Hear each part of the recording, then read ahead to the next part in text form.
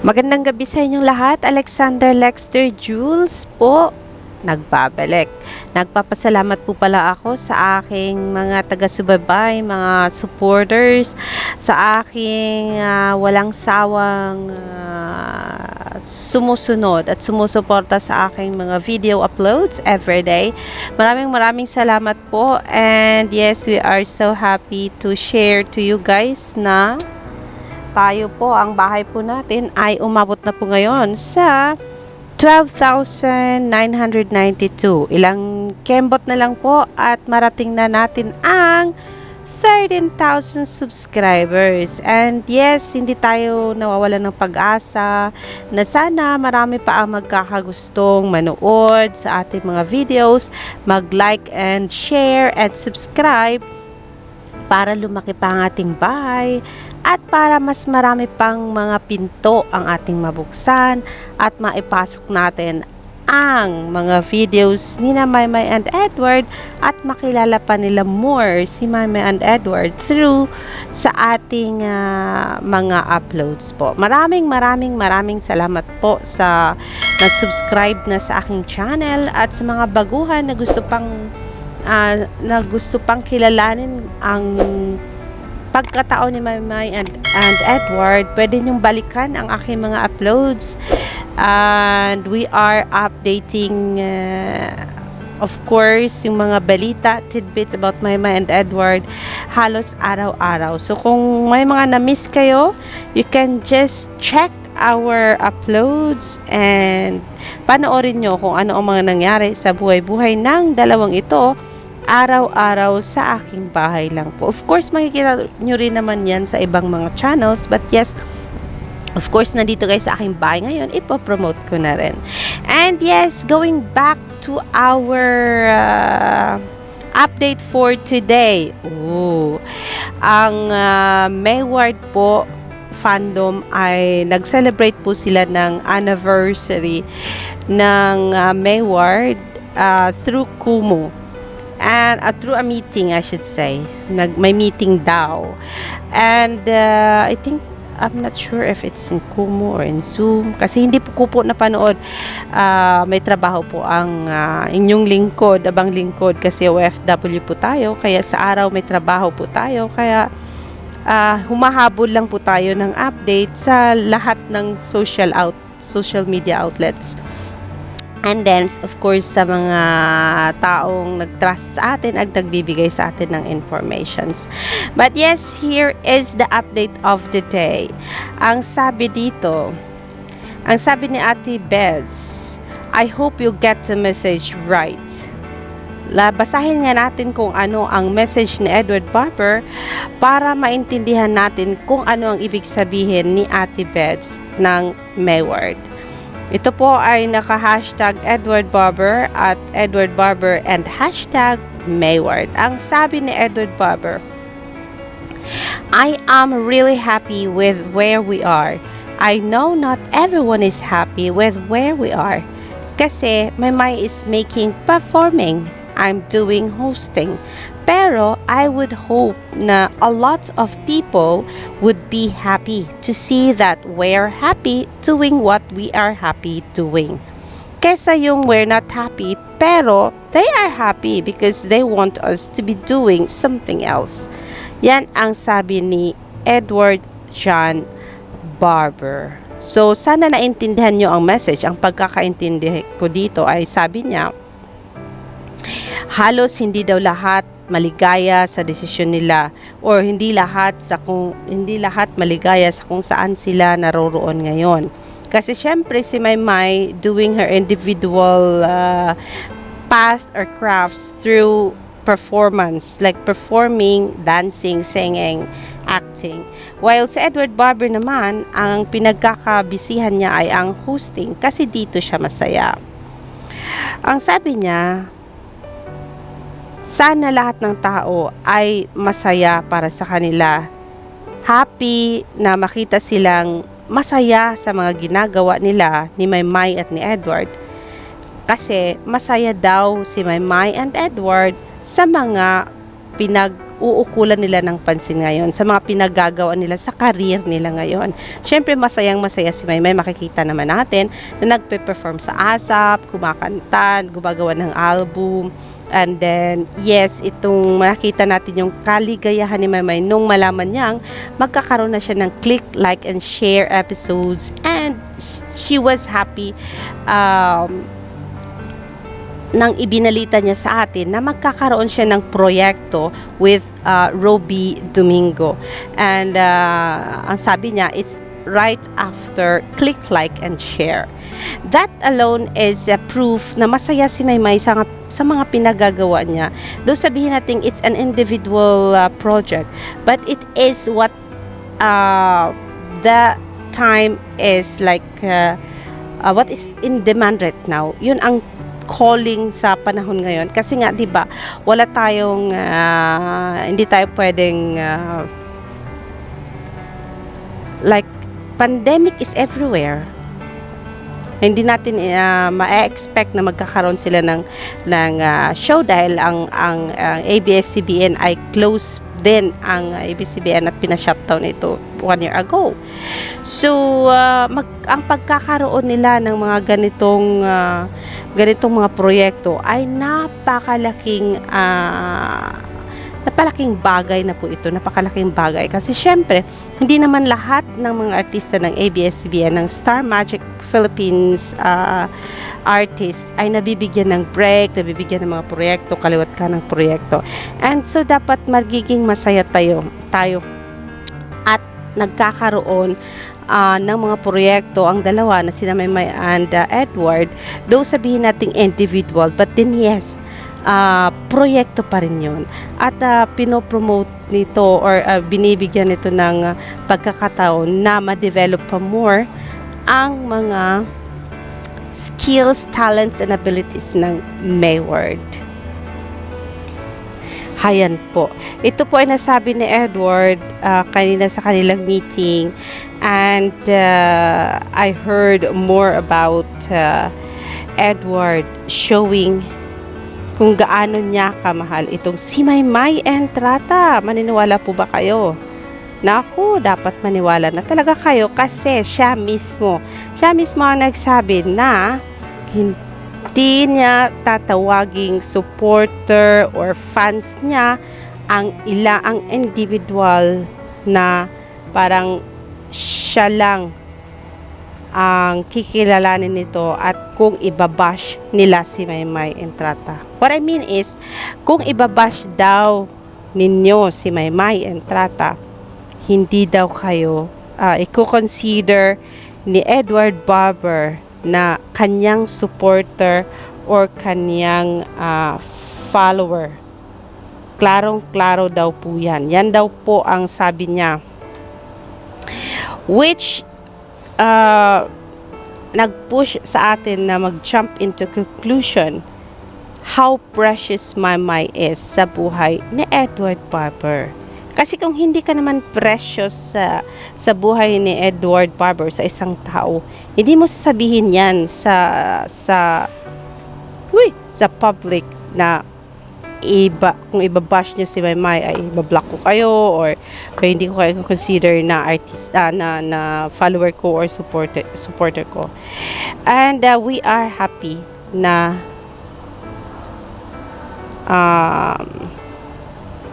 marinig yan mula kay Edward Barber. Napakalaking bagay ito, mga kaibigan, mga ka-Mayward. Ito po ang sinabi ni Edward, literally, ito po ang sabi niya, if I see anyone who claims to be a fan of mine and nang babash, kung nang babash daw po kayo kay Maymay, I would not consider you a fan of mine.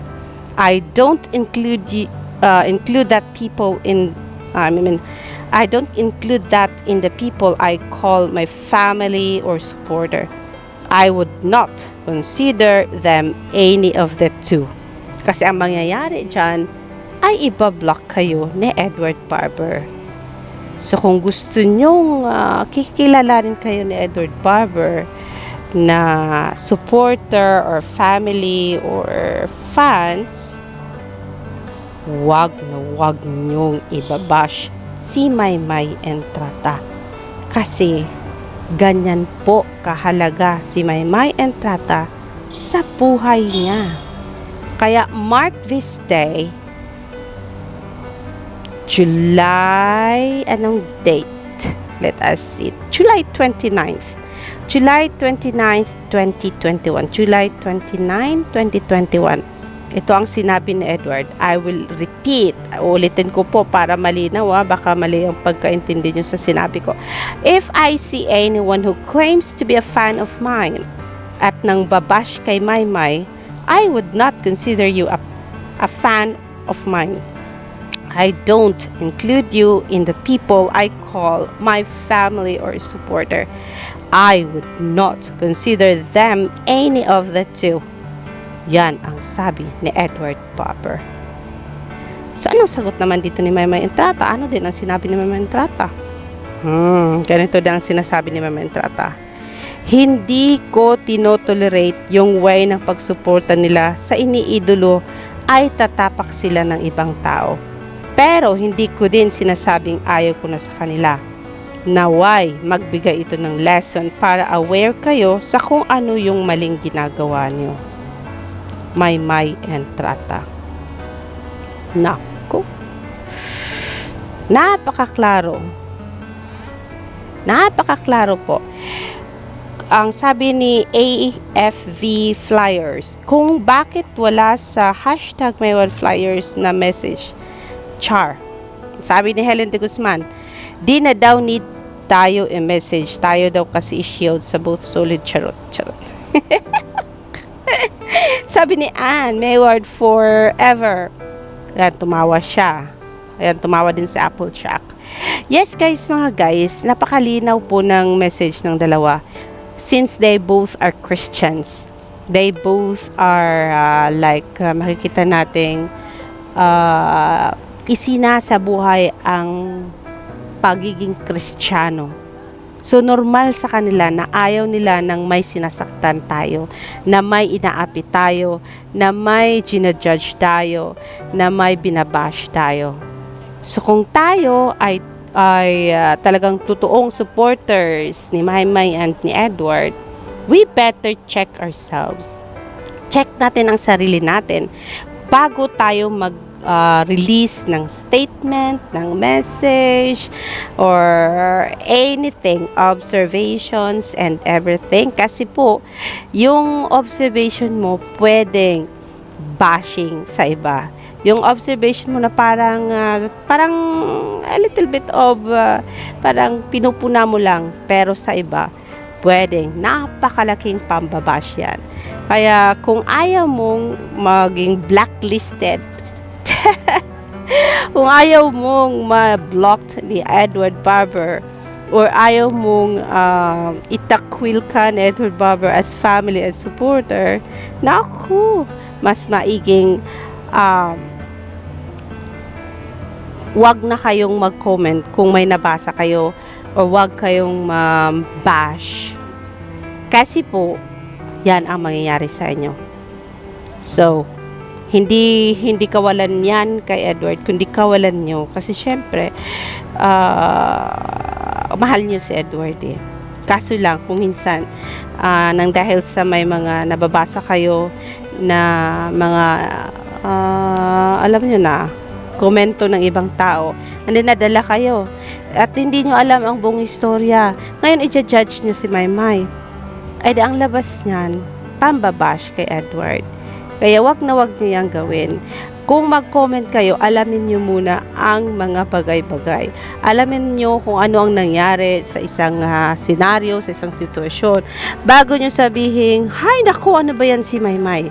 Naku, love na love ni Edward yan si Maymay Entrata. Sabi nga niya, I will not give up. Huwag kayong mag-give up.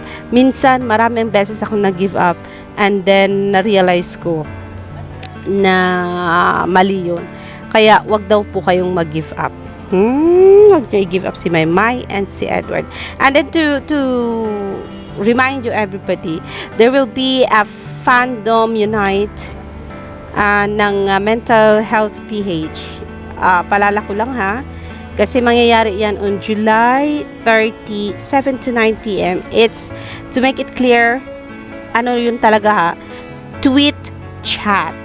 So when I say tweet chat, sa Twitter po yan mangyayari. Kaya wag po kayong magtanong sa akin kung saan ba talaga to, Miss Jules. Sa Twitter po yan. So maki-join po kayo and then makisali kayo sa usapan. Of course, nandoon yung ibang fandom and huwag nyo expect na pang Mayward lang yon kasi Fandom Unite nga yan. Maraming mga artista ang nandoon at ang mga fandoms nila. So, join the group, join the gang, and join the crowd.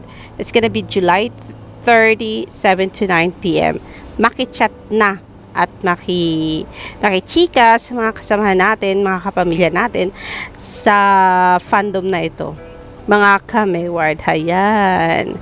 Ang sabi ni Eunice Smith, another successful meeting. Super inspiring and we are very happy. We really appreciate everything. Thank you so much, Maymay Entrata, Barbara Edward, Miss Capulong, and Miss DJ Equadrado. Ayan, nag-meeting pala. O, meeting ang sabi nila dito eh. Siyempre, wala tayo dito kasi marami tayong ginagawa sa work natin. But then, yes, masaya ako. At malinaw na malinaw ang sinabi ni Edward Barber. Walang kaetyusan ng sinabi niyang, wag i-bash si Maymay, magagalit si Edward. So, moving forward, sana tayo? Nagfa-fogs po ang aking eyeglasses.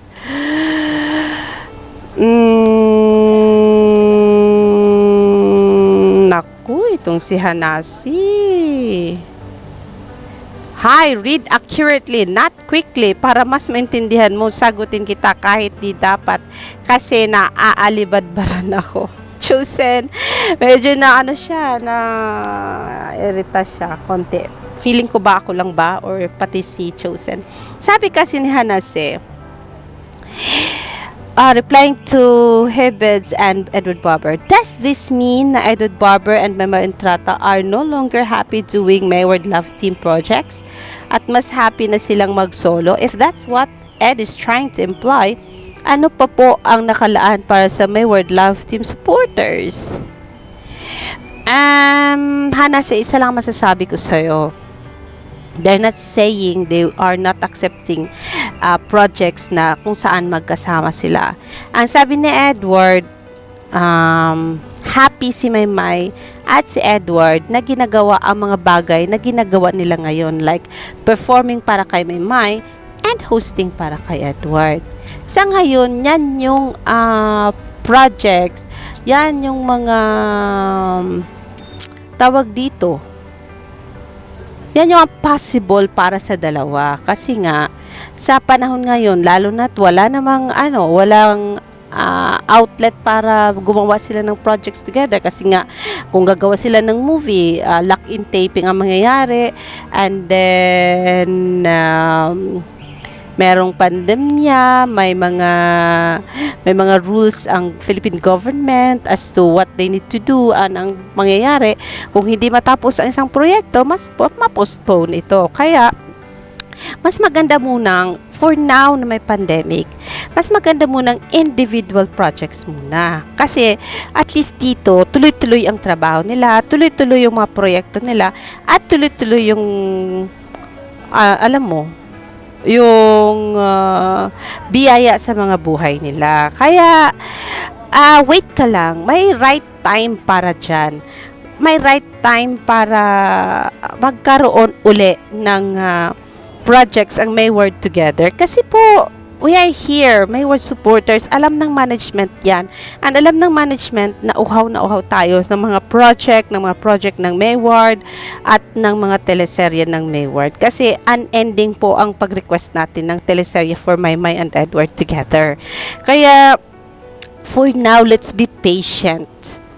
Yeah, patience is a virtue. Let us all be patient. Kasi, at saka sabayan na rin natin ng panalangin. Kasi hindi naman nila sinabi na wala na talaga. Ang sabi nila, for now, they're happy of what they are doing together, what they're doing individually. Kasi yun ang dapat muna for now. So, intindihin na lang natin yung dalawa. Kasi nga, di ba? Ayaw mo bang makita si Maymay na nagpe-perform or nag-host si Edward na kung saan nag-e-excel sila? And at the right time na pwede na, wala ng pandemya, wala ng COVID, pwede na uli gumawa ng projects together while they are doing their individual projects. At least ma-develop, ma-improve yung mga skills and abilities nila at ang mga talents nila while meron pang pandemic, habang may COVID pa at hindi sila na-zero. Yun yung maganda. Kasi kung mamaya wala na silang projects kasi ayaw nilang tumanggap ng individual projects, ano mangyayari sa Mayward, diba? Baka all of a sudden mawala na sila sa limelight. So, dapat tayo mga supporters, intindihin natin ang sitwasyon kasi nga maraming problema sa paligid sa ngayon. Maraming talagang balakid para hindi magawa yung projects together nila. Kaya intindihin natin and then magpasensya muna tayo and then wait for the right time with prayers na sana matapos na ang COVID, magkaroon na uli ng prangkisa ang ABS-CBN para dire-diretso na tayo uli sa mga for sure, mga projects for Mayward, tuloy-tuloy ang biyaya ng mga projects nila na kung saan magkasama sila, posibleng pagkaroon sila ng concert together, just like long time ago, movies together and teleserye together or album together. Why not, di ba? So, let's all wait for that right time. For now, intindihin natin na hindi natin hawak ang panahon. Intindihin natin na hindi natin kontrolado ang panahon kasi wala naman talaga tayong control. Kung ano man ang mangyayari bukas, wala tayong alam at hindi natin masasabi. Kaya ang tanging magagawa natin ay manalangin na matapos na ang COVID, tapos magkaroon na ng prangkisang ABS-CBN para smooth sailing na lahat at magbalik na uli sa normal ang lahat. Kasi ang normal sa ngayon ay yung abnormal na sitwasyon. Yun yung pinaka-normal sa ngayon.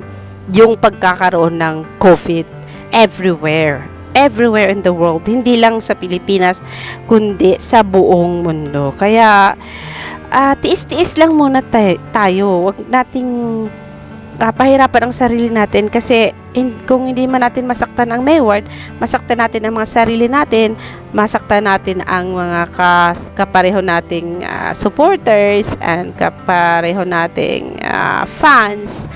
Kaya let's widen our understanding.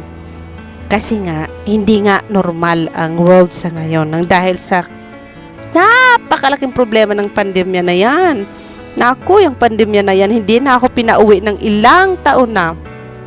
At namimiss ko na ang asawa at mga anak ko. Hay, naku na lang. Hanggang video call na lang tayo nito. Hanggang Facebook chat na lang tayo, messenger chat. Naku, hindi bago yan kasi lahat tayo nakaka-experience niyan sa ngayon. Kaya, pasensya muna tayong lahat. Okay? Yan lang po.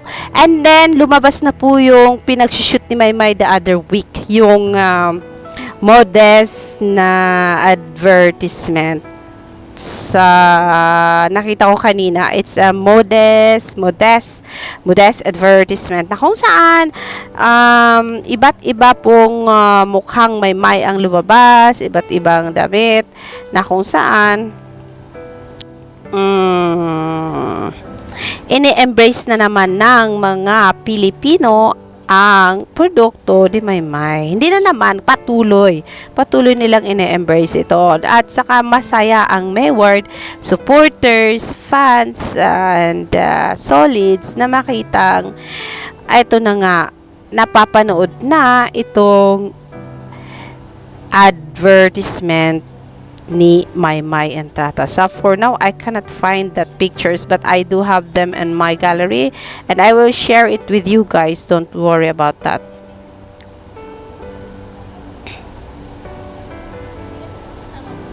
Ayan, okay? Sandali, basahin ko itong kay AGB. Ang sabi niya, masasabi ko lang sa mga soulists dyan who claims to be a diehard supporters of Edward and Maymay but disliking the better half of Mayward, kung di nyo kayang magbago, then this is the right time for you to evaporate. Evaporate talaga, AJP. Leave peacefully. Kay Ed, wala na kayong chance. Kay May, meron pa. Ayan. Kung ako tatanungin, ayoko may mawala na ni isa sa supporters and fans si Maymay Entrata. Ang kailangan natin gawin ay ipapaintindi sa kanila ang mga bagay-bagay. Kasi syempre, ang dami nilang nakikitang mga fake news, napapanood na fake news. Syempre, yung iba, tawag natin dito, ang iba naguguluhan, ang iba na confused, ang iba naman parang nadadala sa kwento ng iba at parang naniniwala sa kwento ng iba na wala naman, hindi naman nila nire-research kung yung napanood ba nilang video ay may katuturan, kung yung napapanood ba nila na video ay totoo at saka authentic. So siguro ang gagawin na lang natin, we don't want to lose anybody.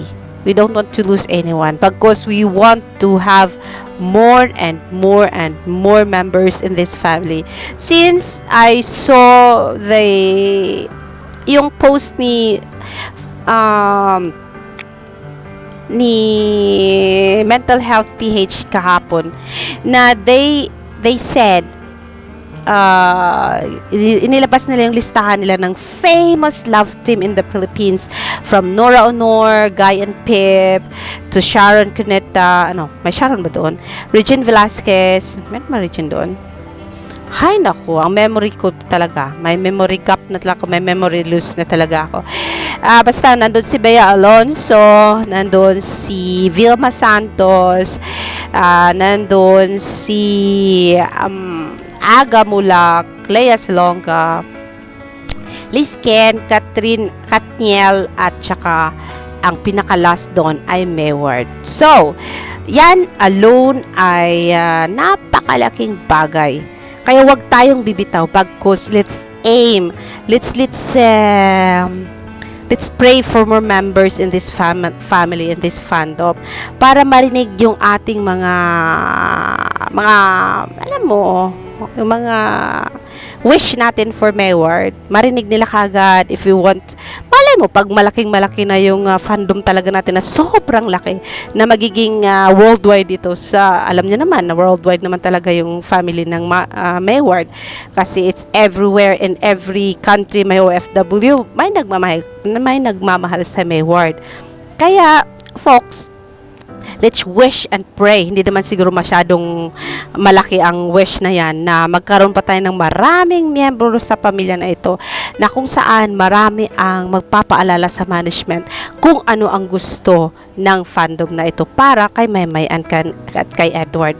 Kasi ngayon nga lang, ang nangyari kasi, nagkawatak-watak tayo at nagkakagulo-gulo ang Mayward supporters nang dahil sa kadaming ship na gusto nating i-ship nang dahil sa fake news ng about kay Edward, which is Maymay Entrata herself nagsabi na hindi naman totoo talaga yung issue, kasi hindi nga daw siya naniniwala na nagawa ni Edward yun.